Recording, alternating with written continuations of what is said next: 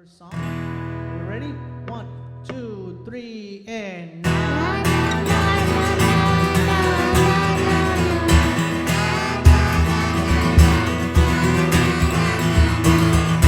move I'm making you make me Jesus.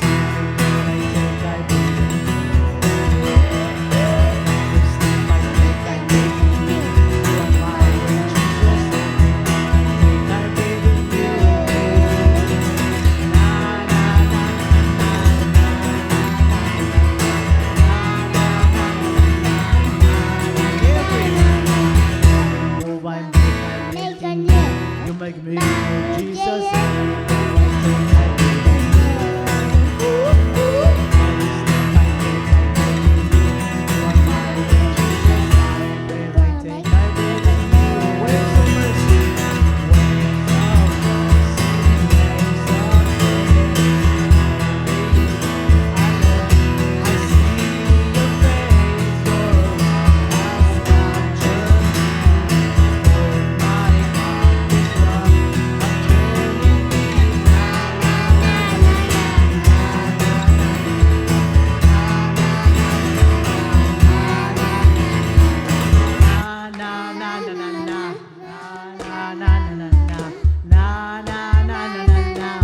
Waves of mercy.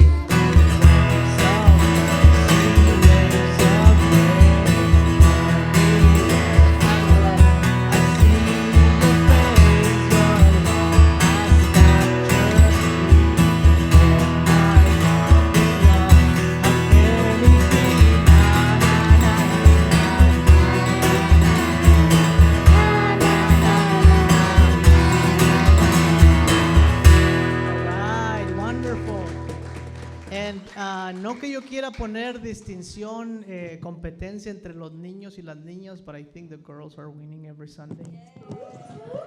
Sorry, guys. Sorry, I don't want to put like a competition between you two, but okay. Melanie is in charge of bringing us the word of the Lord today, and she's going to read the question 21 from the New City Catechism and also the answer and the Bible verse. What sort of Redeemer is needed to bring us back to God? One who is truly human and truly God. For to us a child is born, to us a son is given, and the government shall be upon his shoulder, and his name shall be called Wonderful Counselor, Mighty God, Everlasting Father, Prince of Peace. Amén. Gracias, Melanie. Gracias, Galilea y Maya, por dirigirnos en las canciones y en la enseñanza de la Biblia. Vamos a continuar con nuestro servicio. Les invitamos que se pongan de pie. Ahí en sus pantallas leemos juntos el Salmo 19:14 que dice: sean gratos los dichos de mi boca y la meditación de mi corazón delante de ti, oh Jehová, roca mía y redentor mío. Amén. Y con esto nos hemos llamado como el pueblo de Dios para escuchar su palabra, para servirle, para adorarle, para reconocer que Él es nuestro Dios y que nos ha llamado de muchos lugares y culturas distintas para servirle, y por esa razón estamos hoy reunidos aquí. Vamos a tomar un tiempo para confesar nuestros pecados como nuestro primer acto de adoración a Dios, y por ello voy a invitar a nuestra hermana Lupita que nos dirija en la lectura del Salmo. Vamos a leer este Salmo alternadamente. Amén, bienvenidos sean todos ustedes, hermanos. Salmo 85, vamos a leer del 8 al 13, tomemos un segundo. Del 8 al 13 lo vamos a leer alternadamente. Si me dicen un amén, si ya están listos. Amén, vamos a comenzar. Dice el 8: escucharé lo que hablará Jehová Dios, porque hablará paz a su pueblo y a sus santos, para que no se vuelvan a la locura. Ciertamente cercana está su salvación a los que le temen, la gloria en la gloria de nuestra tierra. La misericordia y la verdad se encontraron, la justicia y la paz se besaron. La verdad brotará de la tierra y la justicia mirará desde los cielos. Jehová dará también el bien y nuestra tierra dará su fruto. La justicia irá delante de él y sus pasos nos pondrá por camino. Amén. Leamos en voz alta el 12 y el 13 juntos. Amén. ¿Listos? Dice, Jehová dará también el bien y nuestra tierra dará su fruto. La justicia irá delante de él y sus pasos nos pondrá por camino. Amén. Así lo creemos. Esta es la palabra del Señor, y con eso vamos a dar un momento en silencio para que confesemos en silencio nuestros pecados, y después de eso vamos a orar juntos para recibir la gracia común de Cristo en nuestras vidas. En su lugar pueden permanecer de pie, sentados, arrodillarse enfrente de su silla, como sea que ustedes le avisen a su cuerpo que van a entrar en la presencia del Señor.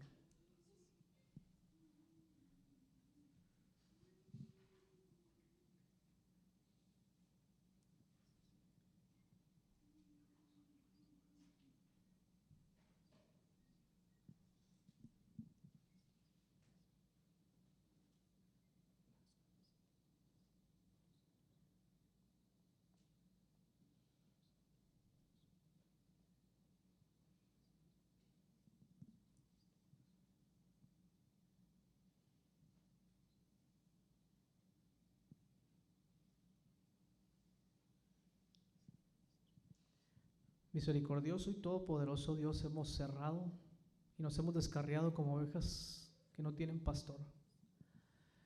Hemos andado demasiado en la vista de nuestros ojos, en los deseos de nuestra carne y en la vanagloria de la vida. Hemos abandonado tu ley, Señor, y hemos dejado de hacer las cosas que nos pediste que hiciéramos. También hemos hecho cosas que nos dijiste en tu palabra que no hiciéramos. Señor, te confesamos en esta mañana que no te hemos amado con todo nuestro corazón y que no hemos amado a nuestro prójimo como a nosotros mismos. Te confesamos también, Señor, que hemos sido negligentes con tu palabra durante la semana. Hemos abandonado, Señor, la paciencia y el amor y la paz que tú nos has dado, Señor. Nos hemos vuelto impacientes, orgullosos, a veces pendencieros, maliciosos. Hemos abandonado, Señor, o ignorado a los necesitados a un lado de nosotros y hemos ignorado la esperanza de los pobres.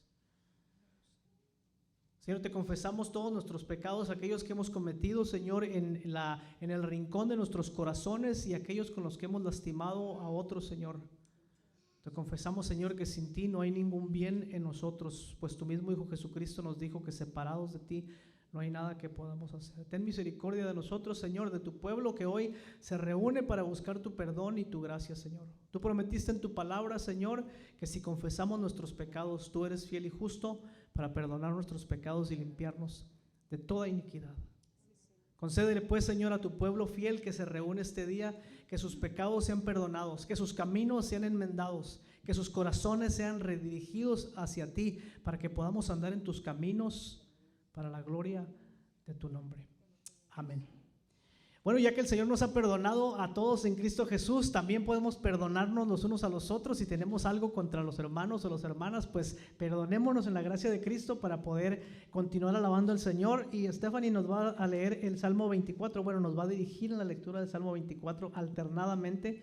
Dije alternadamente, o sea, alternadamente, Salmo 24, y lo vamos a leer juntos. Buenos días, hermanos. Qué hermoso que estamos reunidos hoy para alabar a nuestro Dios, y vamos a estar alabando al Señor con la lectura, Salmos 24, y como dijo el pastor, alternadamente. Yo voy a empezar y les seguimos. Y si me dan un amén cuando ya estén listos. De Jehová es la tierra y su plenitud, el mundo y los que en él habitan. Porque él la fundó sobre los mares y la firmó sobre los ríos. ¿Quién subirá al monte de Jehová? ¿Y quién estará en su lugar santo? El limpio de manos y puro de corazón, el que no ha elevado su alma a cosas vanas, ni jurado con engaño. Él recibirá bendición de Jehová y justicia del Dios de salvación. Tal es la generación de los que le buscan, de los que buscan tu rostro, oh Dios de Jacob. Alzad, oh puertas, vuestras cabezas, y alzaos vosotras vuestras eternas, y entrará el Rey de gloria. ¿Quién es este Rey de gloria? Jehová el fuerte y valiente, Jehová el poderoso en batalla. Alzad, oh puertas, vuestras cabezas, y alzaos vosotras puertas eternas, y entrará el Rey de gloria. ¿Quién es este Rey de gloria? Jehová de los ejércitos, eres Rey de gloria.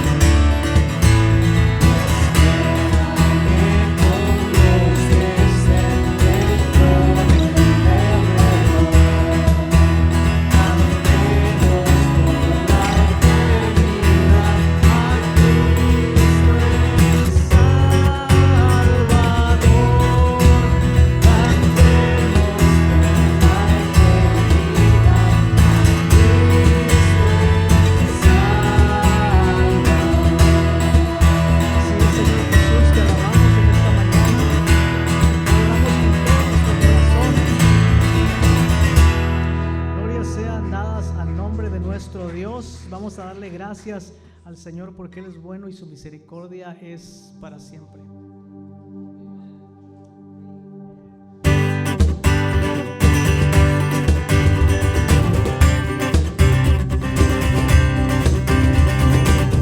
Señor, hemos venido a darte gracias.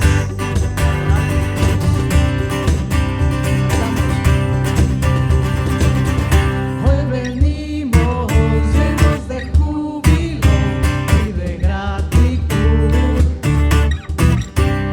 Cantamos tu fidelidad y tu salvación.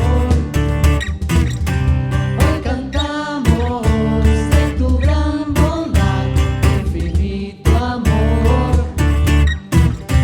Nos has dado plena libertad en tu redención. Oh, grande es tú y grandes son tus obras.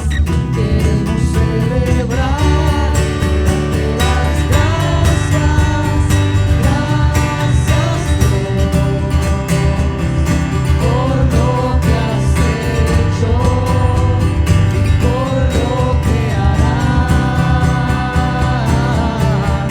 Te damos gracias, gracias Dios. Te exaltamos, tú eres digno. Oh, gracias Dios.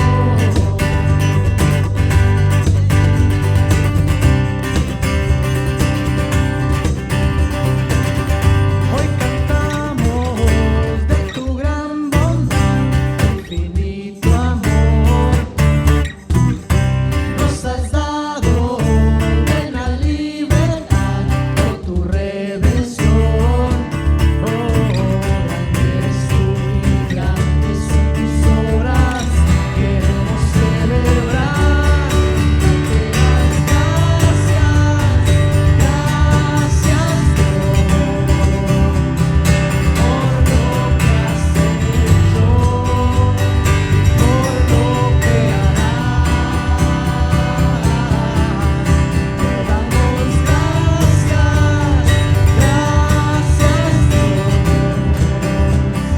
Te exaltamos, tú eres digno. Oh, gracias Dios. Has sido bueno y tu verdad será por las generaciones.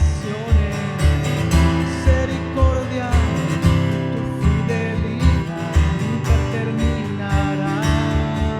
Oh, has sido bueno y tu verdad será por las generaciones. Misericordia y tu fidelidad nunca terminará.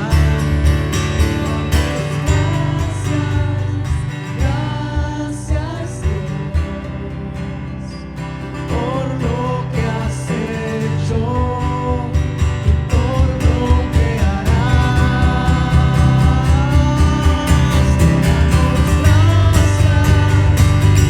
Dios. Te exaltamos, tú eres digno.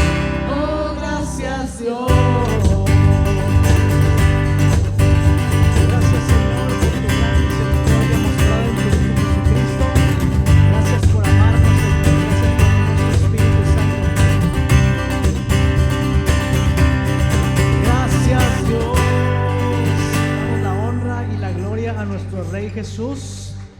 Y recordamos sus enseñanzas, sus palabras, su vida entre nosotros. No hay nada que pueda cambiar nuestra vida, nada que pueda hacernos verdaderos hijos e hijas de Dios, sino el Evangelio de nuestro Señor Jesucristo. Así es que vamos a leer las palabras del Evangelio. Fabiola nos va a dirigir en esta lectura alternadamente. Mateo 6, del 14 al 29. Amén, es una bendición leer las palabras del Evangelio y que a la misma vez que leemos el Señor también vaya hablando a nuestro corazón. Amén. Les voy a invitar a que abran sus Biblias en Marcos 6 y vamos a leerlo alternadamente. Creo que ya estamos acostumbrados a esta palabra, ¿verdad? No hay necesidad de explicarla alternadamente. Marcos 6, de los versículos 14 al 29. Y empecemos esta lectura. Dice así la palabra del Señor. Oyó el rey Herodes de la fama de Jesús, porque su nombre se había hecho notorio, y dijo: Juan el Bautista ha resucitado de los muertos, y por eso actúan en él estos poderes.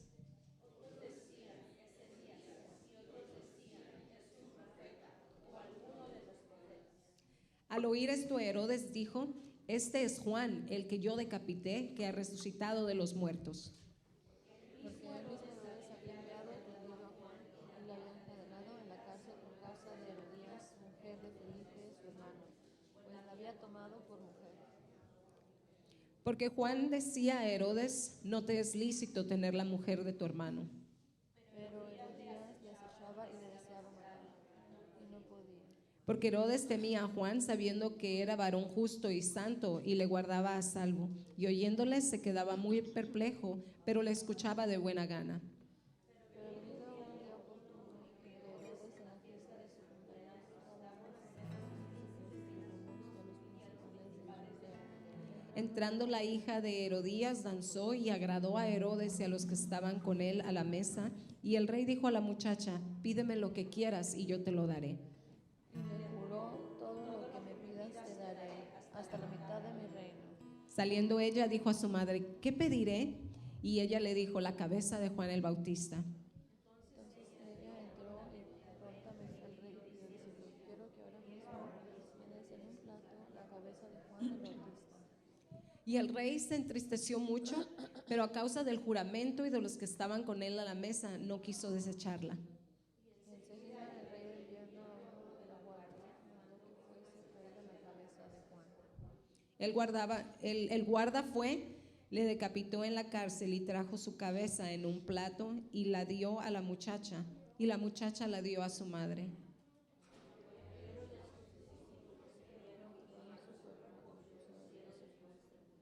La palabra del Señor. Damos gracias a Dios. Ahí lean conmigo en sus pantallas la declaración de nuestra fe, nuestra doctrina, que como pueblo de Dios decimos juntos. Dice: creo en Dios Padre Todopoderoso, Creador del cielo y de la tierra, y en Jesucristo, su único Hijo, Señor nuestro, que fue concebido del Espíritu Santo, nació de la Virgen María, padeció bajo el poder de Poncio Pilato, fue crucificado, muerto y sepultado. Descendió a la muerte, al tercer día resucitó de entre los muertos, subió al cielo y está sentado a la diestra de Dios Padre Todopoderoso, y desde allí vendrá al fin del mundo a juzgar a los vivos y a los muertos. Creo en el Espíritu Santo, la Santa Iglesia Cristiana, la comunión de los santos, el perdón de los pecados, la resurrección de la carne y la vida perdurable. Amén.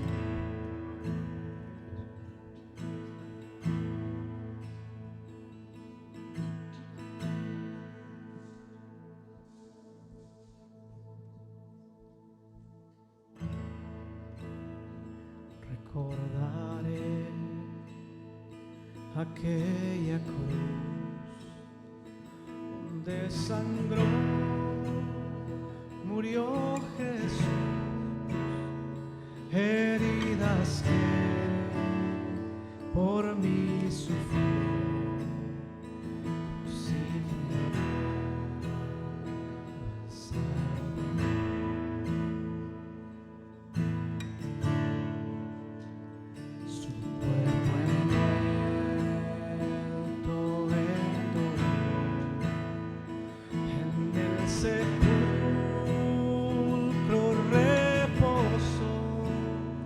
en soledad Él se quedó. Jesús Mesías. Cantemos juntos, todos juntos, alabaré al Señor mi Dios. Alabaré al Señor mi Dios, tu nombre yo proclamaré eternamente.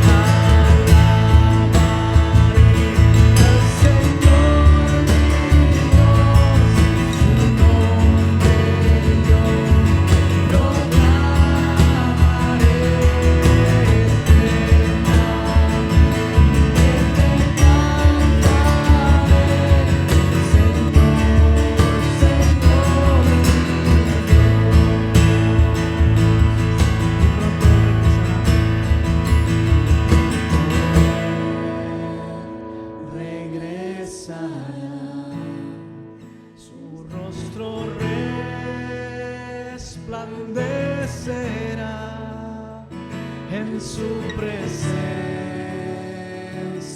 es cara a cara le veré.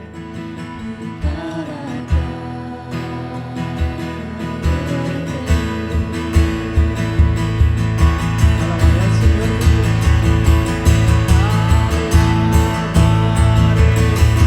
su nombre yo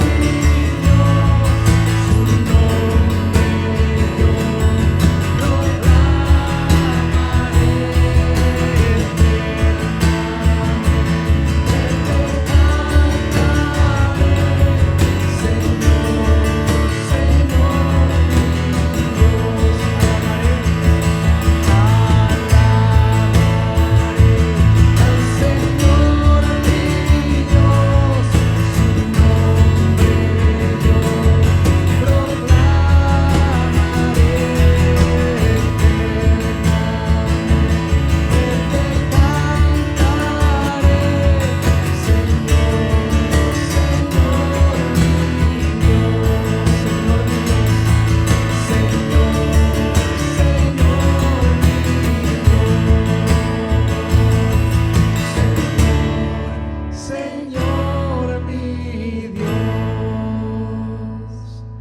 esa misma actitud de adoración, sea en nuestros lugares donde estamos sentados, arrodillados.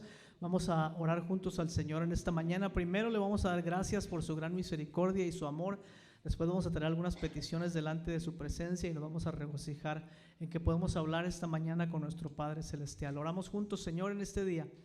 Hemos venido delante de tu presencia para alabarte, para bendecirte, para reconocer que solo tú eres santo, solo tú eres bueno, solo tú eres misericordioso. Solamente tú, Señor, eres el único que nos has salvado en tu Hijo Jesucristo. Te agradecemos, Señor, por esa salvación tan grande que nos has dado en Jesús, por su vida y su muerte, el sacrificio en la cruz, por la resurrección y su exaltación hasta los cielos, de donde vendrá un día para juntar a su pueblo, Señor. Gracias por tu Hijo Jesús.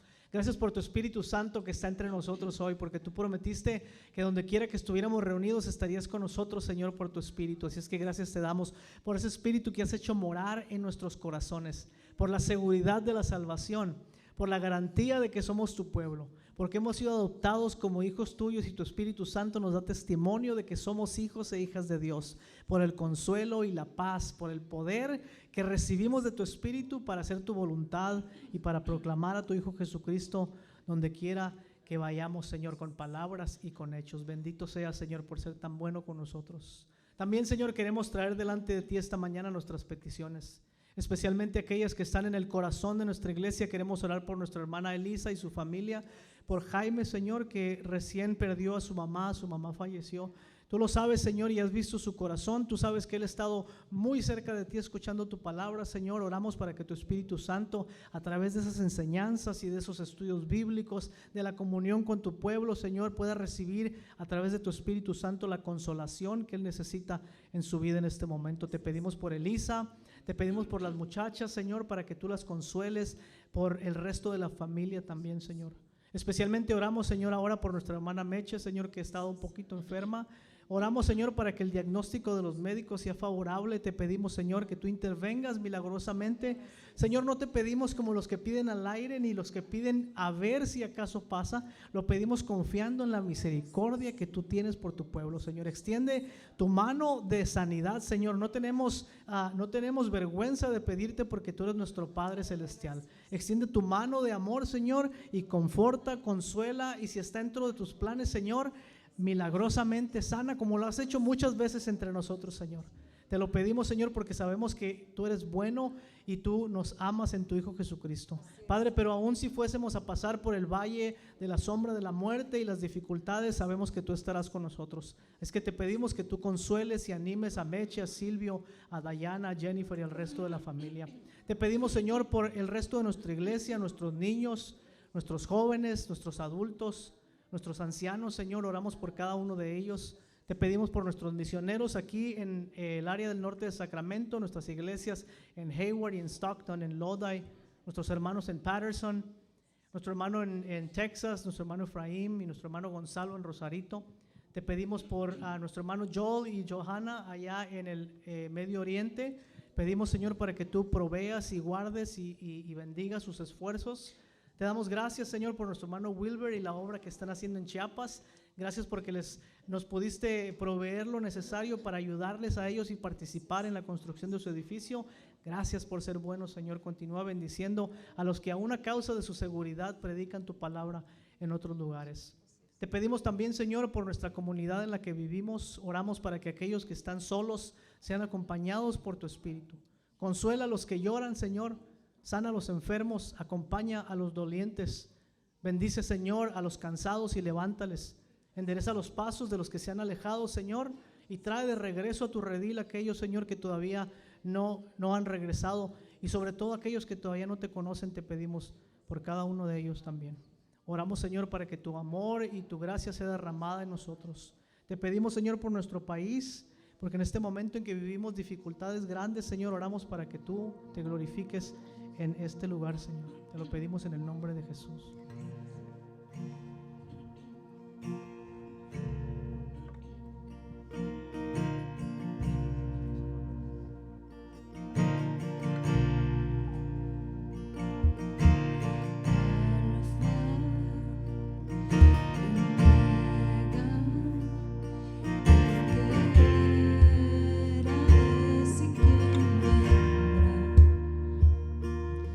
Quien vive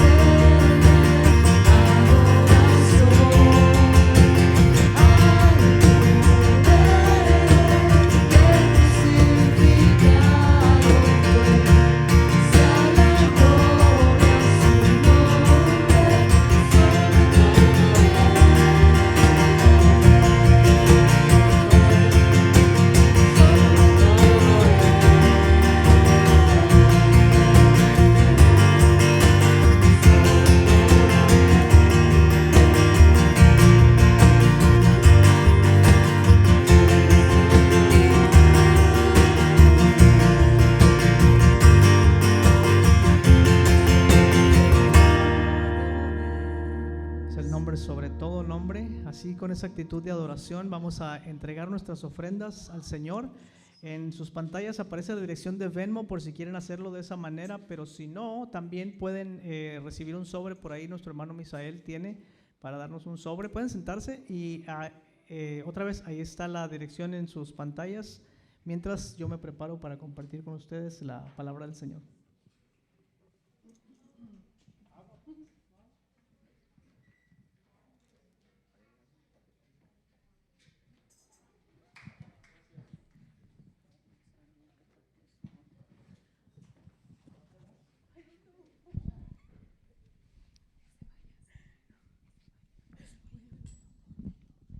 Salen corriendo con sus micrófonos.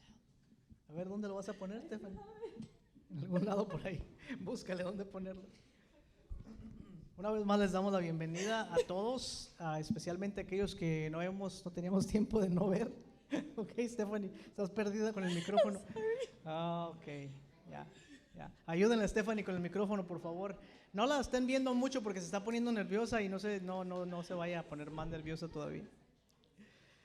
Es un privilegio estar aquí con ustedes una vez más, reunirnos como el pueblo de Dios. Vamos a dejar a nuestros niños que pasen a sus clases con sus maestras que ya están completamente vacunadas, eso creo yo. Y nosotros vamos a prepararnos para adorar al Señor a través de la predicación de la palabra de Dios, que es parte de nuestra adoración. Igual como adoramos a Dios de otras maneras, lo adoramos al escuchar la palabra del Señor. ¿Por qué no nos ponemos bikini en la iglesia? Ya se volvió loco el pastor. Ahora sí, ya un teléfono tornillo. No, de verdad. Hace mucho calor, ¿no? Pudiéramos venirnos en traje de baño para que no se sientan tan ofendidos. Miren, un día, hace muchos años, en una iglesia donde nosotros teníamos unos amigos en Belice, que es en el Caribe, un grupo de misioneros, una iglesia mandó un grupo de jóvenes para hacer misiones, un viaje de misiones. Y en una ocasión, cuando estaban viniendo a la iglesia, las muchachitas y algunos de los jóvenes vinieron en traje de baño a la iglesia. El domingo en la mañana, al servicio de la iglesia, aparecieron en traje de baño. Y ustedes pueden imaginarse la conmoción que se armó entre las hermanas y los hermanos cuando vieron entrar un grupo de americanos, ¿verdad? Con sus trajes de baño, y se sentaron ahí muy cómodos y todo el mundo se quedó así como diciendo, ¿qué pasó? ¿Qué cosa está ocurriendo entre nosotros? Imagínense si aquí, que somos muy liberales en nuestra manera de vestir y eso, nos asusta pensar en algo como eso.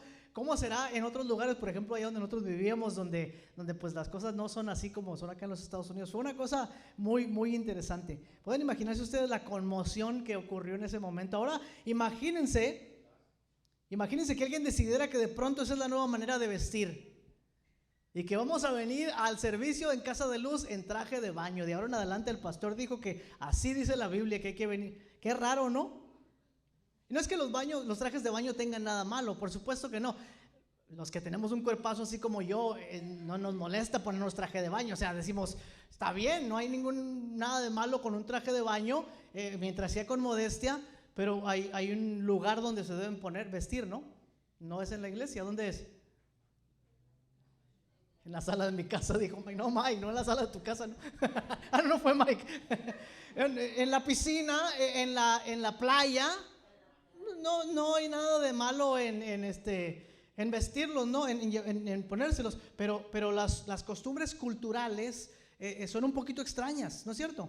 O sea, hay costumbres que de alguna manera definen ciertas cosas en nuestras vidas. Y hay una línea muy delgada en la cultura que divide lo aceptable de lo aborrecible, lo que se percibe como bueno y lo que percibe como malo. Por ejemplo, cuando yo era niño, adolescente, allá en los 80s, se me ocurrió nada más ponerme un arete. Los que son de México, por lo menos de mi área, saben que allá por la mitad de los 80s ponerse un aretito era la máxima expresión de rebeldía cultural, ¿no? O sea, uno se ponía un arete y ya era el dueño del mundo, ¿no? Ya es como que quería hasta mandar a los papás y eso. Bueno, a mí se me ocurrió, porque mi papá, que tenía 20 palabras en su vocabulario y 17 eran maldiciones, pues me las dijo todas de un solo. Y yo que pensaba en ese momento que ponerme un arete era la cosa más cool y más rebelde, ahora ya ni se usa. Se usan otras cosas, ¿no? Pero eso de que, ay, se va a poner un aretito así como que, ya eso ni es nada, ¿no? O sea, ya no representa lo mismo que representaba hace mucho tiempo. Y ahora hay cosas que representan algo distinto en nuestra cultura, pero también van a pasar, porque así pasa con la cultura, cosas vienen y cosas van. Pero ¿qué sucede? ¿Qué sucede cuando permitimos nosotros que las normas sociales definan lo que somos? ¿Qué pasa cuando nosotros permitimos que lo que se dicta en la sociedad, o lo que dicta la moda, o lo que dicta la narrativa del mundo consumista defina lo que nosotros somos? ¿Qué pasa cuando la lucha por el evangelio en la iglesia se convierte en una lucha por la cultura, por cambiar la cultura? ¿Qué pasa cuando los cristianos nos atoramos en un problema cultural y nos peleamos con otra gente, o a veces en la misma iglesia, ¿no? A veces los cristianos hacemos reglas de normas sociales. Por ejemplo, hay iglesias, y yo no los estoy criticando, solo lo digo como ejemplo, hay iglesias donde las mujeres solo pueden ir con falda. Y si no van con falda, es un pecado ir en pantalón a la iglesia. No estoy diciendo que está mal ir en falda a la iglesia, tampoco estoy diciendo que está mal ir en pantalón. Lo que estoy diciendo es que hay iglesias que dicen, es como si la Biblia dijera eso, aunque la Biblia no lo dice. Pero la norma cultural en la iglesia, o tal vez hace 70 años, dictaba que las mujeres debían vestir de cierta manera. ¿Están conmigo en eso? ¿Sí? Entonces a veces nosotros le damos un valor cultural, un valor muy grande a las cosas que ocurren en la cultura. Y debemos hacernos una pregunta: si acaso tenemos que ser cuidadosos con la manera como nosotros utilizamos las cosas que están en la cultura, o cómo dejamos que nos afecten. Hoy vamos a ver un pasaje en la Escritura que habla acerca de una norma cultural que los corintios tenían en su iglesia y que estaban rompiendo, ¿okay? Ellos tenían una norma cultural en su iglesia y estaban rompiendo esta norma cultural. Pero el hecho de que rompían esta norma cultural era solamente un síntoma de un problema mayor que ellos tenían. Este es un pasaje muy complicado, así es que les voy a pedir hoy mucha paciencia. En la mañana, en el servicio de las 9 con trabajos, pudimos avanzar como una tercera parte, cuarta parte de la predicación, pero estoy confiando que el Señor va a hablar a nuestro corazón. Así es que vamos a ver en este pasaje de la Escritura cómo los corintios estaban rompiendo una norma cultural que estaban permitiendo que definiera sus vidas, y estaba causando un problema mayor entre ellos que los afectaba profundamente de la manera como se conducían entre ellos mismos y cómo eran percibidos dentro y también fuera de la iglesia.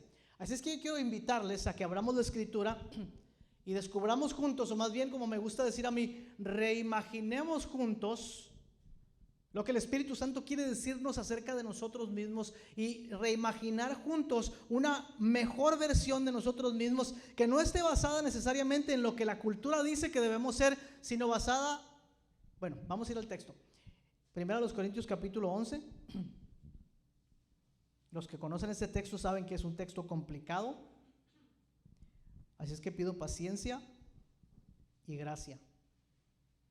Bueno, primero gracia, porque no hay gracia, no hay paciencia sin gracia. Es que primero denme gracia y luego denme paciencia. Vamos a comenzar en el versículo 2, porque el 1 de hecho es parte del pasaje anterior. Así es que en el versículo 2 dice así: los elogio porque se acuerdan de mí en todo y retienen las enseñanzas tal como se las transmití. Ahora, esto es curioso porque Pablo los acaba de reprender en los capítulos anteriores porque no estaban guardando las enseñanzas que él les mandó.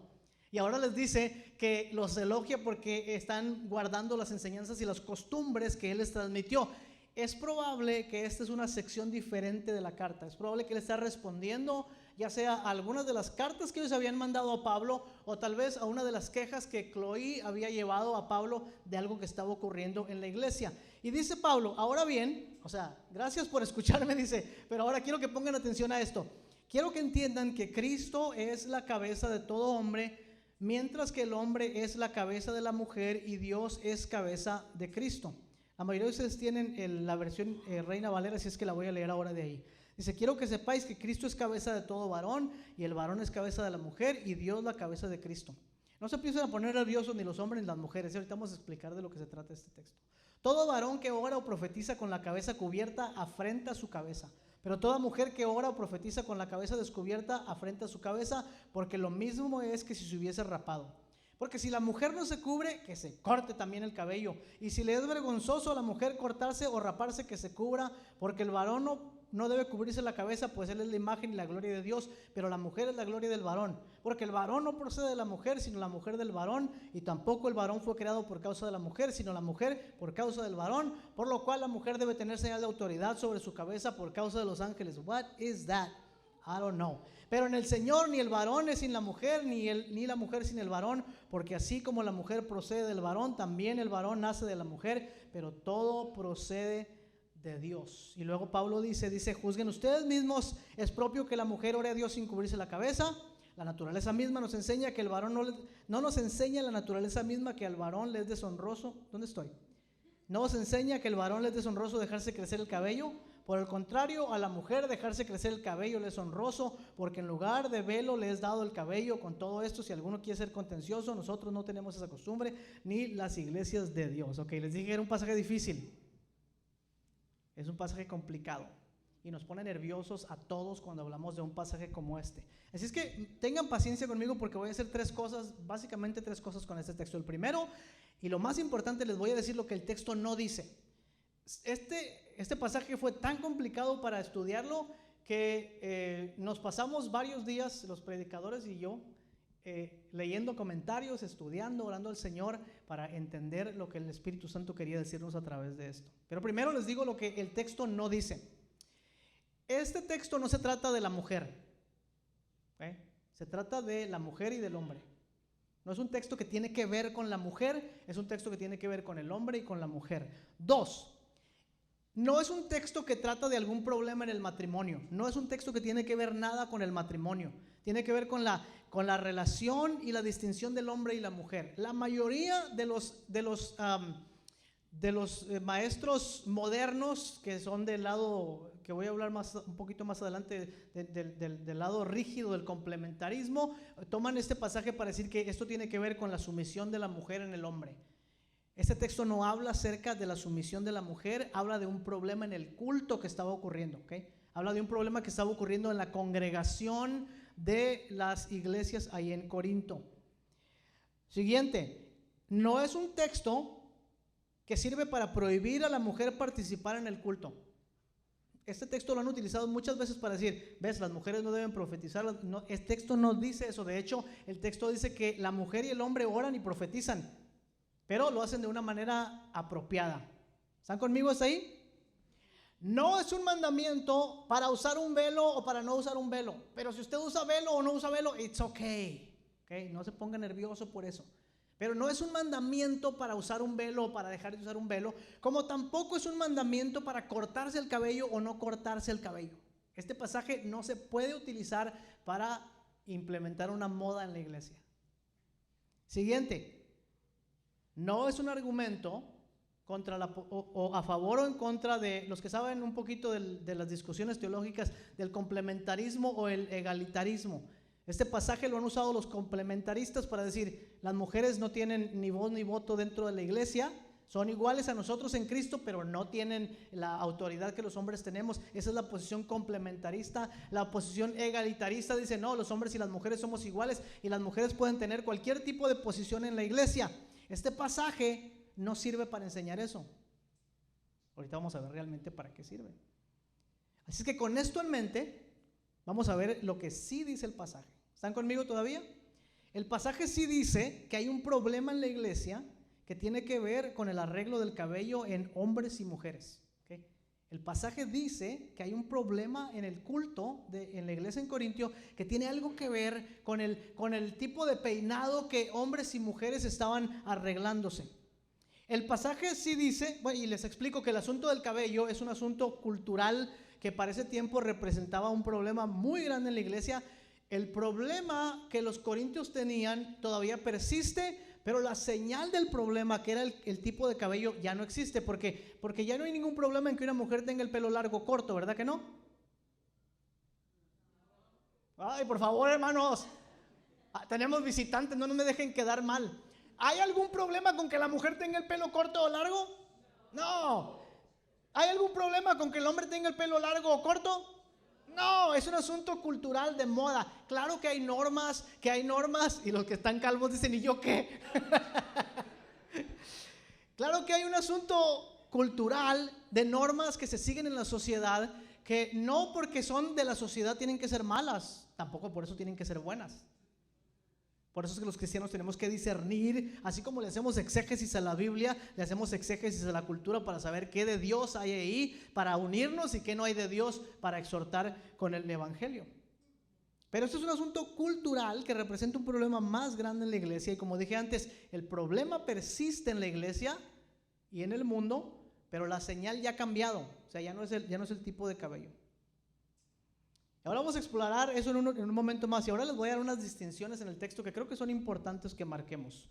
La primera de ellas es lo que leemos todos cuando leemos la palabra cabeza. ¿Qué quiere decir la palabra cabeza? Bueno, en este pasaje dos cosas.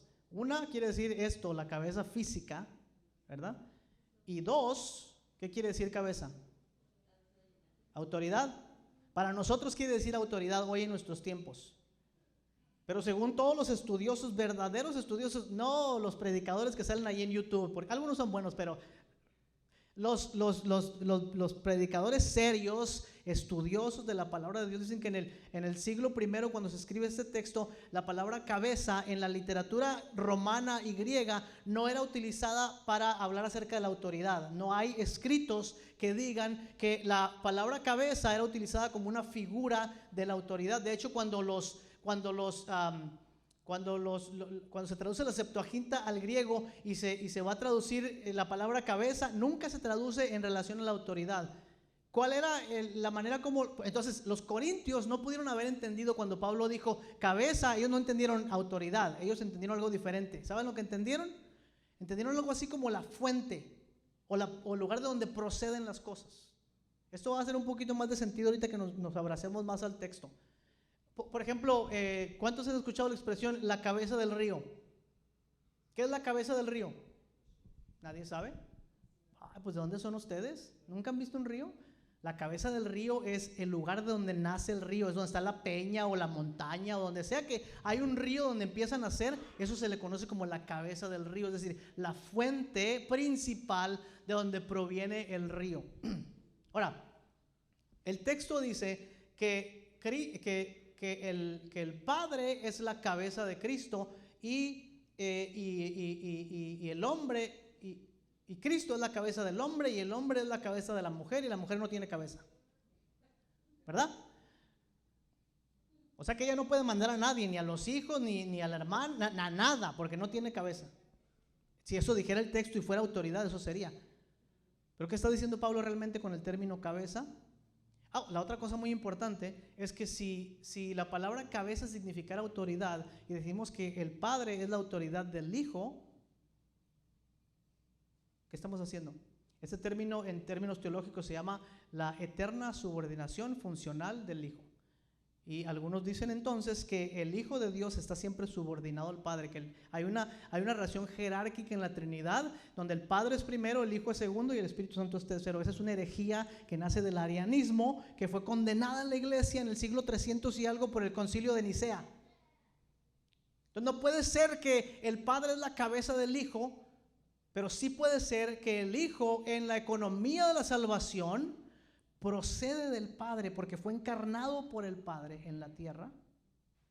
¿Y qué quiere decir entonces? Que el hombre es la cabeza de la mujer. Si es una fuente, quiere decir, como Pablo dice más adelante, que la mujer procede ¿de quién?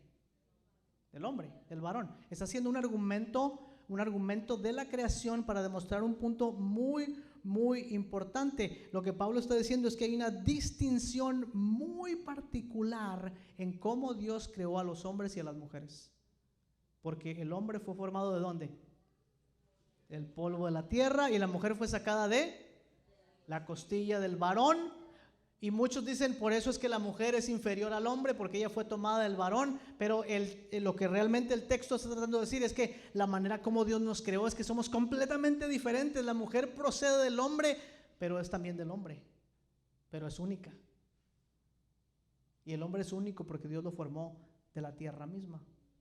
Este es más o menos el argumento que Pablo está tratando de hacer. Siguiente distinción es que tanto el hombre como la mujer tienen un rol muy particular en la iglesia, incluso de autoridad. El texto dice que ambos oran y profetizan. ¿Qué quiere decir profetizar en el Nuevo Testamento? ¿Predecir el futuro? ¿Qué quiere decir?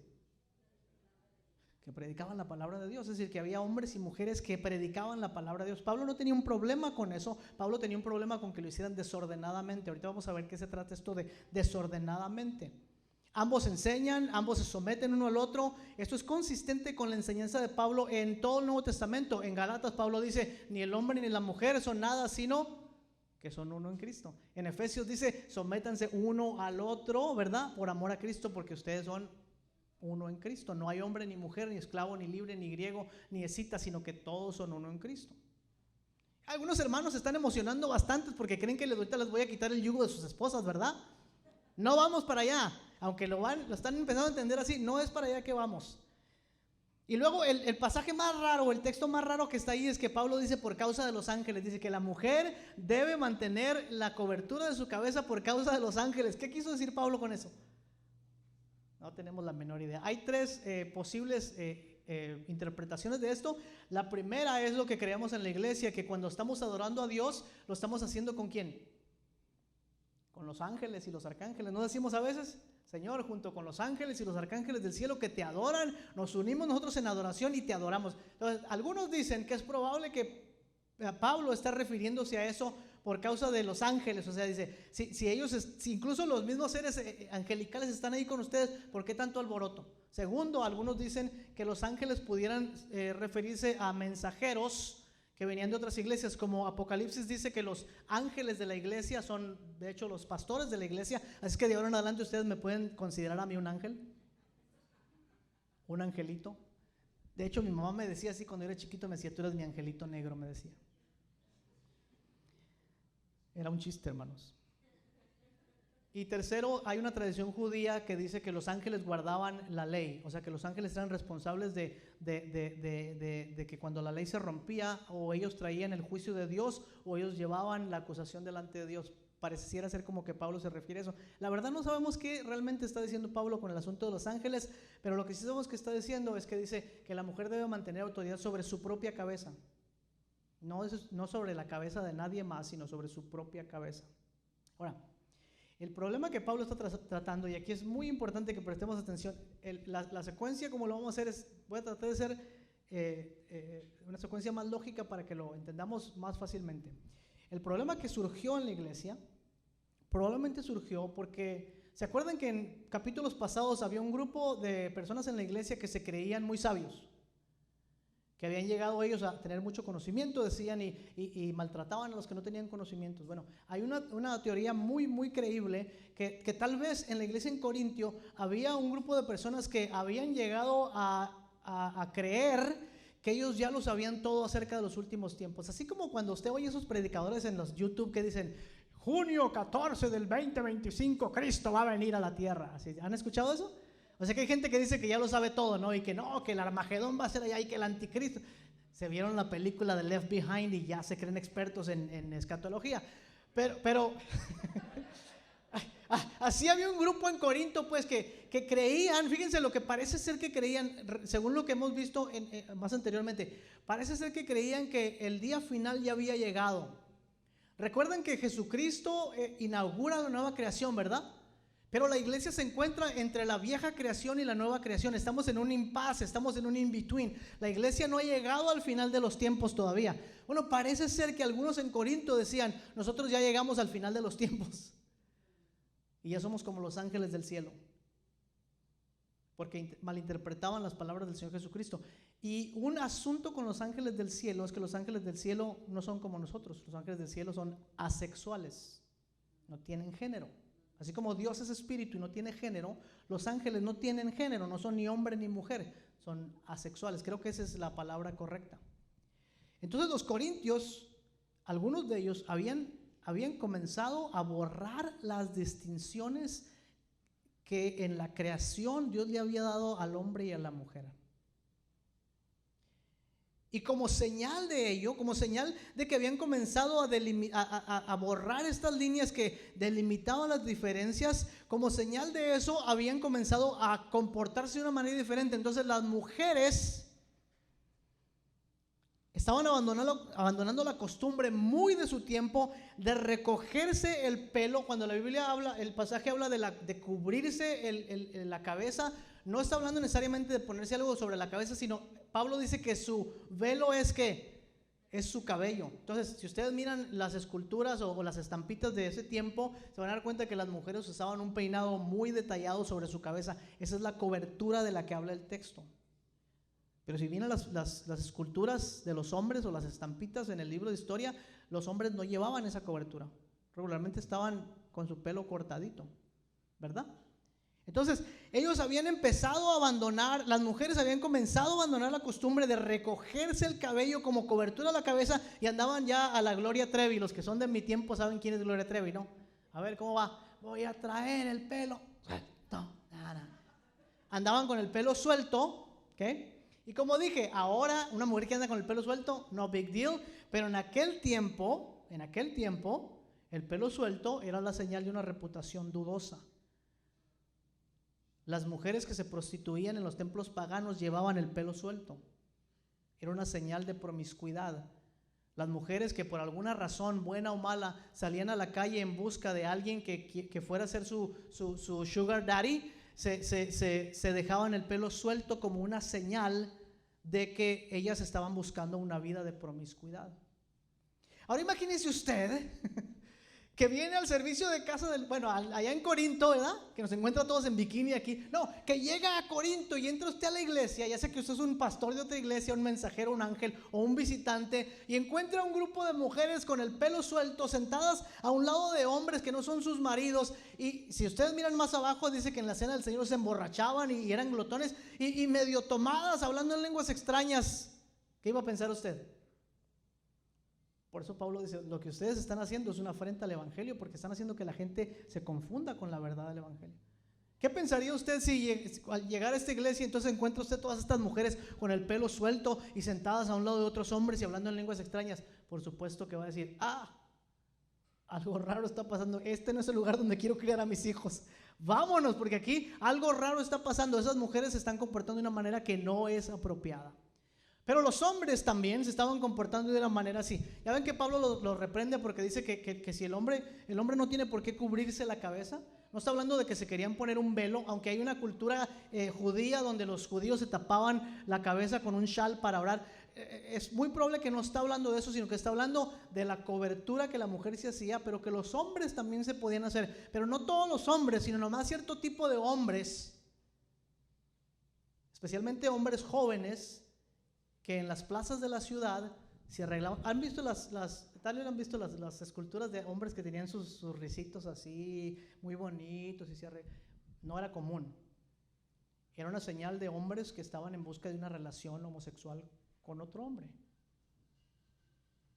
Entonces imagínense que usted entra a la iglesia en Corinto y se encuentra no solo un grupo de mujeres despeinadas, medio tomadas, hablando en lenguas extrañas, sino también un grupo de hombres que no parecen tan hombres y que están ahí sentados con otros hombres y hablando de que aman a un tal Jesús y de que todos ellos se aman y que se abrazan y se dan besos santos y toda esa cosa. Pero más allá de la percepción está el problema de lo que realmente estaba ocurriendo entre ellos. Ahora, paréntesis, ¿ok? Paréntesis. ¿Están conmigo todavía o ya los dormí? Ay, díganme un amén o una cosa así, porque gracias, hermanos. Aquí tengo que ser muy claro, ¿ok? Muy, muy claro. No estoy diciendo que todos los hombres se deben vestir de cierta manera y de hacer ciertas cosas para ser hombres. No estoy diciendo eso. Cuando yo era pequeño, me acuerdo mi papá hablaba mal de los licenciados y de los maestros, porque él era un hombre de trabajo físico. Y decía, esos que trabajan en las oficinas ni son hombres, los hombres somos los que trabajamos con nuestro cuerpo.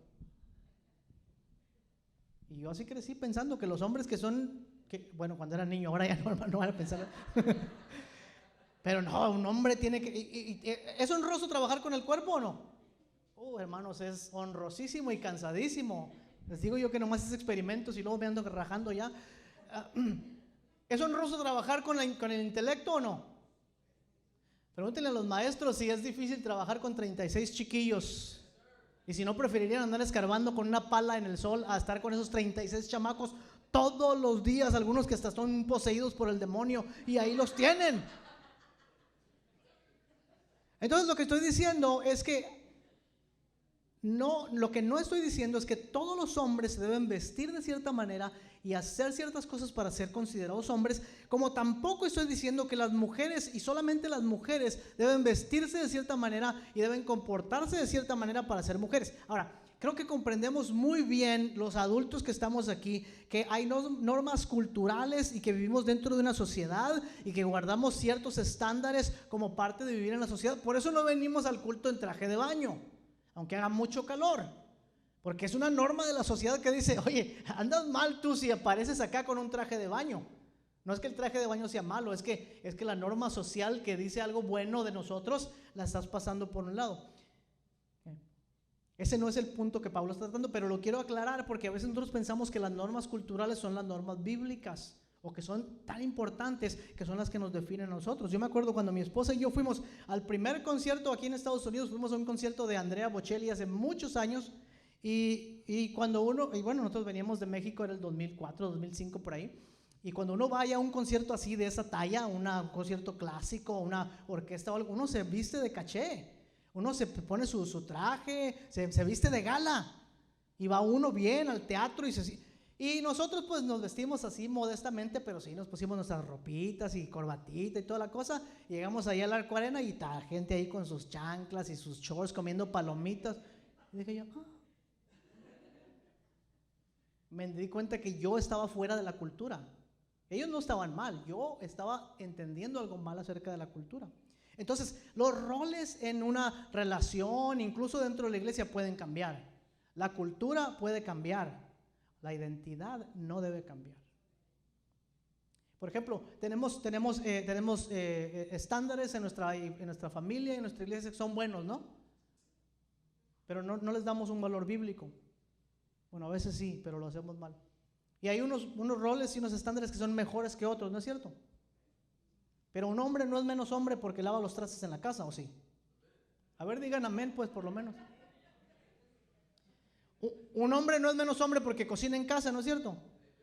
Y todos nosotros somos culpables y yo mismo soy culpable de ver a un hermano lavar trastes y en broma, pero en serio le digo mandilón. Y lo que estoy diciendo es que estoy reforzando mi idea de que un verdadero hombre no lava trastes. Un verdadero hombre no cocina, un verdadero hombre no deja que su esposa maneje las finanzas. Pero no solamente ocurre con los hombres, ocurre también con las mujeres, ¿no es cierto? Del otro lado es exactamente lo mismo. Lo que estoy diciendo es que estos roles pueden cambiar. Hay mujeres que trabajan y sus maridos se quedan en casa. ¿Es antibíblico eso? No, es una norma cultural. ¿Es mala o es buena? Pues a algunos nos parece buena y a algunos les parece mala, pero no hay tanto problema, ¿verdad que no? Fabiola, ¿estás escuchando? La predicación es para ti, mi amor. Aquí va lo que es importante. Lo que define las normas culturales para el cristiano es el Evangelio de Cristo. Si la norma cultural afecta o violenta el Evangelio de Jesucristo, entonces cambiamos la norma cultural. ¿Entendieron esto? Si la norma cultural afecta o violenta el mensaje del Evangelio, cambiamos la norma cultural. Si no lo afecta, la usamos para el avance del Evangelio porque realmente no significa nada para nosotros. Lo que podemos decir entonces es que el único estándar para evaluar la cultura es el mensaje del Evangelio. El problema en Corinto no era un problema de moda. Si hubiera sido un problema de moda, Pablo no escribe una porción de la Escritura. El Espíritu Santo no inspira una porción de la Escritura para hablar de un problema de moda, ni un problema matrimonial tampoco. Siempre me preocupa cuando nuestras luchas internas y externas son por cosas que no afectan la integridad del Evangelio. Pablo no hubiera escrito, y mucho menos hubiera escrito con un argumento teológico tan fuerte si esto se tratara de una moda. Los corintios estaban erosionando la división entre hombres y mujeres. Estaban atentando contra la imagen de Dios uno contra el otro. Estaban reescribiendo la narrativa de la creación para que conformara a lo que ellos querían hacer. ¿Se dan cuenta del problema tan grande entonces? Ese es el verdadero problema que Pablo está tratando en este pasaje. Hay otros pasajes en la Biblia donde sí podemos hablar del matrimonio, sí podemos hablar de la autoridad, sí podemos. Aquí el problema que Pablo está tratando es que parecía que algunos en Corintio querían borrar la división entre hombres y mujeres, atentando así contra la imagen de Dios en ellos mismos. Ese es un asunto muy, muy importante. Porque la cultura en que nosotros vivimos está constantemente buscando definir nuestra identidad. No es un asunto de roles o de actividades, tanto como es un asunto de identidad. A los hombres, para que seamos verdaderos hombres, se nos dice que debemos acomodarnos a cierto molde, a ser machos y toscos. Luego dicen, el hombre tiene que ser feo, fuerte y formal. ¿Y qué hacemos los que somos guapos? O sea, ¿dónde me dejan a mí? Fuerte y formal tal vez, pero ¿y lo feo? No, es que el hombre tiene que ser tosco y tiene que ser macho y tiene que mandar. Se nos da un molde en la cultura hispana muy fuerte, un molde machista para vivir, y hay que ser toscos. A la mujer ni todo el amor ni todo el dinero. Como dijo el hermano hace rato, a la mujer como la escopeta, cargada detrás de la puerta, dijo, que decía su abuelo. O sea, es chistoso, pero ese molde define nuestra identidad como hombres. Es que si no haces eso, no eres hombre. ¿Y las mujeres qué tal? Si no pareces un angel de Victoria's Secret, no eres una mujer. Si no te quedan las ropas que venden en la tienda, que las grandes son como de este tamaño y las chiquitas son como de este tamaño. Si no tienes esas medidas, si no eres hermosa como las que salen en la tele, si no eres atractiva, si no eres una mujer empoderada, no eres mujer. Porque las mujeres que son humildes y que quieren agradar a sus hogares, esas no han conocido el empoderamiento de la mujer. Tienes que salir de eso para ser una verdadera mujer. Y otra vez que estamos permitiendo que sea la cultura, las normas culturales las que definen lo que significa ser un hombre o una mujer. Y esta narrativa dentro y fuera de la iglesia siempre nos está invitando a reescribir las distinciones entre el hombre y la mujer, que es el problema que está pasando en Corinto en este momento. Por eso Pablo les da un argumento de la creación y les dice que ellos tienen que recordar de dónde vienen. O sea, así como Cristo en el mundo provino del Padre. La fuente de la vida en la encarnación, en la economía de la salvación, es el Padre. Así también el hombre proviene del mismo Señor. Hay una identificación muy, muy importante en la historia de la creación de cómo el Señor nos formó. Claramente la Escritura dice, varón y hembra los formó. ¿Por qué creen que, les dije anteriormente, por qué creen que Eva salió de la costilla del hombre? ¿Porque es inferior a él? No, porque ella es única. Ella es única. Es diferente, pero también es parte del mismo hombre. Esta es una recuperación hermosa del verdadero término del complementarismo, porque sí, nos complementamos unos a los otros. Y cuando dejamos que estas cosas redefinan la creación, estamos expuestos a cualquier tipo de problema. No tenemos mucho tiempo, pero les doy una lista de algunos de ellos. El famoso patriarcado que tan común es en nuestros días. El patriarcado no es un modelo bíblico. ¿Dónde nace? ¿Quién es el primero que dice, tu deseo será sobre tu marido, pero él se enseñoreará sobre ti? ¿Dónde nace eso? ¿En Génesis 1? ¿En la creación? No, Génesis 3, en la caída. Cuando el hombre cae en pecado, Dios le dice, ahora esta es la manera en cómo van a tener que vivir ustedes, porque no van a poder soportarse y van a tener que vivir constantemente peleando. Pero si el patriarcado es malo, también el matriarcado lo es. Porque el matriarcado dice, tú no necesitas a los hombres que son inútiles para hacer tu vida como tú quieras, porque tú eres suficientemente mujer para hacer lo que tú quieres hacer con tu vida. Y como decía el gran poeta, ¿qué gran poeta? El terrible poeta que tan gordo me cae, ¿verdad? Arjona, que decía, nosotros con el machismo, ustedes al feminismo, y al final todo termina igual. Es de mis tiempos, si no se acuerdan, es por allá, por los 90 más o menos. Lo mismo ocurre con este tipo de ideas. La masculinidad tóxica que tenemos en nuestro, sobre todo aquí en los Estados Unidos. ¿Cuál es la idea principal más hermosa de un macho alfa? El hombre que todos queremos ser. ¿Cuántos de ustedes les gusta la película de William Wallace, de Braveheart? O la de 300, los espartanos. Oh, si yo soy ese, a mí nadie se me pone enfrente porque yo los mato a todos. Es una masculinidad tóxica. O sea, lo que estamos diciendo es que los hombres tenemos que ser así. Y los hombres que no son así, el pobre pastor Tony Campos que no es así, no es hombre. Porque tiene que ser un hombre fuerte, macho, aguerrido, golpeador, que no se deja de nadie. Que si alguien en la calle le dice, hey, ¿qué huele? Dice uno, ¿qué huele qué? Y se dan los golpes, ¿no? Esa es la masculinidad tóxica que existe entre nosotros. Es tóxico porque nos daña no solamente a la persona que la cree, sino a todos los demás. Me estoy acordando que uno de mis hermanos, el tiempo, pero esto es chistosísimo. Uno de mis hermanos que es peleonero con ganas porque él cree que un hombre debe pelear todo el tiempo. Y un día iba por la calle y a un lado de él se le paró un muchachito flaquito, dice como jovencito, y lo volteó a ver, y el muchachito lo volteó a ver. Se los cuento rápido. Y mi hermano le dijo, ¿qué? Y el muchachito le dijo, nada. ¿Qué? Y le echó pleito. Y lo paró allá más adelante y lo hizo que se bajara del carro. Y el muchacho le decía, no señor, no quiero problemas con usted, no quiero problemas con usted. Y el otro pues más envalentonado, mi hermano, y resultó que era un karateca de cinta negra. Y le advertí que no quería problemas con usted. ¡Pa, pa, pa, pa! Lo cacheteó todo horrible. También hay feminidad tóxica. La mujer, Madonna es un ejemplo. Me gusta la música de Madonna, o me gustaba, pero es un ejemplo horrible de lo que una mujer debe ser, ¿no? ¿Para qué queremos esos? Paquita, la del barrio, pues para que entiendan mejor. Rata de dos patas, ¿para qué queremos esos inútiles en el mundo? Pues les dije Madonna y dijeron, ¿quién Madonna? Paquita, la del barrio, hermanas. O sea, esa es una feminidad tóxica. Es como decir, a los hombres no los necesitamos absolutamente para nada porque son inútiles, son inservibles. De hecho, son un lastre para que las mujeres seamos mujeres.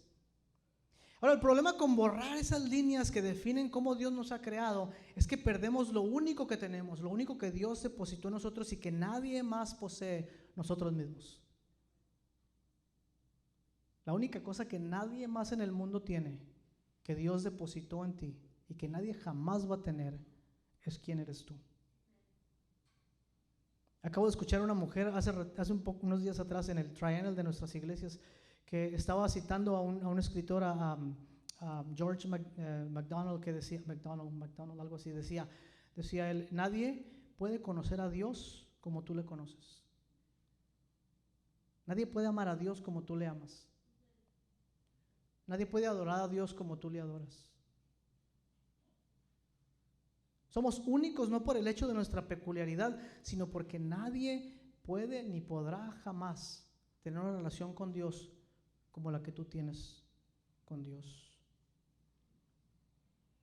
El punto que Pablo está tratando de hacer es que tú solo calificas como hombre o como mujer por el simple pero grandioso hecho de que Dios te creó así. Y que tu verdadero valor como hombre o mujer no está en los moldes impuestos por la cultura o por la sociedad, ni siquiera por los moldes impuestos por la iglesia, están únicamente por Dios, quien nos creó como hombre y mujer a su imagen y semejanza. Tú eres la mejor versión de ti que existe y va a existir jamás.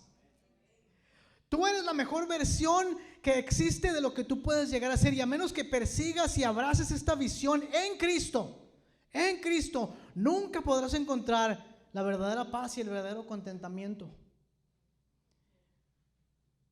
Ayer estaba leyendo un libro y el autor Eugene Peterson cuenta una historia de cuando él era niño. Dice que le gustaba irse a una parte cercana de su casa donde había un río y unas rocas, y se iba ahí por horas a contemplar lo que estaba pasando en la naturaleza. Qué raro, ¿no? La gente que hace ese tipo de cosas terminan siendo escritores, asesinos en serie o pastores. Yo soy pastor, en caso de que se lo andan preguntando. Y dice que él se ponía a oír, a ver por horas cómo las golondrinas venían y hacían sus nidos ahí y alimentaban a sus crías. Y dice que en una ocasión vio había tres crías de unas golondrinas y la mamá, me imagino que era la mamá. No sé quién trae la comida entre las golondrinas y el papá o la mamá, pero uno de ellos traía la comida y se la daba a la mamá primero o al papá, y luego se la daba a los hijitos, y después vino finalmente y se sentaron los dos golondrinas y las tres golondrinitas ahí, agarrados de una ramita y abajo el río.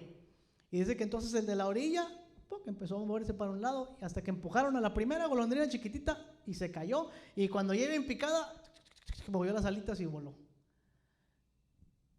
Y entonces volvieron a hacer un poquito más hacia la orilla y empezaron a empujar a la que estaba en medio y trató de detenerse, pero al final de cuentas se venció y la empujaron y voló. Y empujaron un poquito más a la más chiquita, me imagino yo, y cuando llegó a la orillita, en lugar de tirarse, se columpió con sus patitas así para atrás. Y se agarró fuerte con sus garritas y no se quería soltar, y por más que movían la ramita no se soltaba, hasta que uno de los pájaros grandes, la mamá o el papá, le picoteó las patitas y se soltó, y cuando ya iba a caer al suelo, finalmente pudo volar. Y dice algo muy interesante, dice, las aves tienen patas y pueden caminar. También tienen garras y pueden asirse con seguridad a las ramas. Pueden caminar y pueden aferrarse. Sin embargo, dice, volar es su actividad característica. Y no es sino hasta que vuelan que aprenden a tener una vida plena y bella y hermosa, tal y como Dios los ha creado.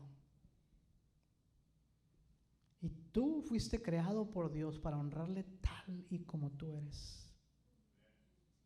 Mientras más te aferras a los modelos del mundo que dicen que para que seamos realmente hombres o realmente mujeres tenemos que hacer al otro a un lado, o ser superiores al otro, o estar por debajo del otro, mientras más nos alejemos de esa idea, mucho más podremos comprender el misterio de cómo Dios nos creó a nosotros. Y el verdadero misterio es cómo el Evangelio resuelve este conflicto tan grande en los hombres, porque en el mensaje del Evangelio lo que podemos ver es la imagen perfecta de Dios en Jesucristo y la imagen perfecta del hombre perfecto en el mismo Jesucristo. Y Él nos invita a nosotros. Para esto apareció el Hijo de Dios, quien es la imagen perfecta de Dios y la imagen perfecta del ser humano de Dios. Y Jesús, como el ícono perfecto de Dios, nos lleva de regreso al Padre, en quien podemos encontrar que somos amados y aceptados y en que recuperamos el verdadero propósito de nuestra vida. Así es que, para terminar, no tienes que ser como nadie más para servir a Dios. No tienes que moldearte a lo que este mundo dice lo que es un hombre o una mujer, porque Dios te ha creado como hombre y mujer, y el único valor que tienes como hombre y mujer es porque Dios te hizo hombre y mujer. Eres la perfecta creación de Dios para Él, para adorarle, para servirle, para conocerle, para amarle y para ser conocido por Él. Termino diciendo esto: muchos hombres y muchas mujeres todavía están buscando su valor en la subordinación del otro. El hombre que desea estar por encima, el varón estar por encima de todas las cosas, y la mujer que desea estar por encima del hombre para poder demostrar que ella realmente tiene valor. Y en esta búsqueda desenfrenada de estar unos por encima de los otros, perdemos la mejor versión de lo que Dios nos creó, y la única. Eres un hombre o una mujer únicamente porque Dios te hizo así, y te hizo así para que le ames y le sirvas. Es que para los hombres, varones, hermanos míos, Dios nos invita a abrazar el valor que Él mismo depositó en nosotros como co-cuidadores, co-administradores, colaboradores en el reino de Dios. Amadas hermanas, mujeres, Dios les invita a abrazar el valor que Él mismo les ha dado en la redención, como coherederas de sus promesas, como consiervas de sus hermanos en Cristo, como colaboradoras con Cristo en la obra de redención.